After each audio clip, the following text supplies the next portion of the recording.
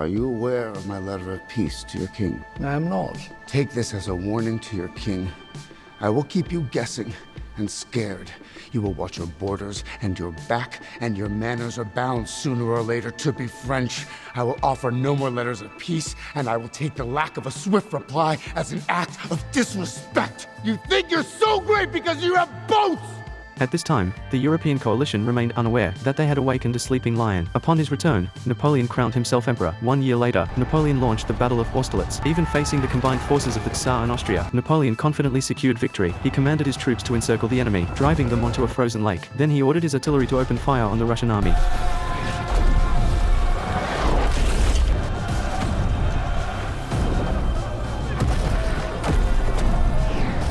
The defenseless Russians were slaughtered mercilessly. Napoleon triumphed against two foes single-handedly. The Allied forces had no choice but to sue for peace. Yet before long, the Tsar reneged on the treaty, so Napoleon led 600,000 Allied troops on a campaign into Russia. Victory came with only 30,000 casualties, but when they reached Moscow, they found the city deserted. At night, the Russians set the city ablaze. With the bitter cold setting in, Napoleon had no choice but to retreat. On the journey back, his army suffered from starvation and freezing temperatures, while facing constant Russian counterattacks. In the end, fewer than 40,000 made it back to Paris. Defeated, Napoleon was punished by being forced to abdicate and exiled to an island. There, he witnessed his former lover with another man. Napoleon flew into a rage. After 300 days on the island, he escaped and led 700 soldiers back to France. But by then, Louis XVIII had ordered the Fifth Army to capture Napoleon.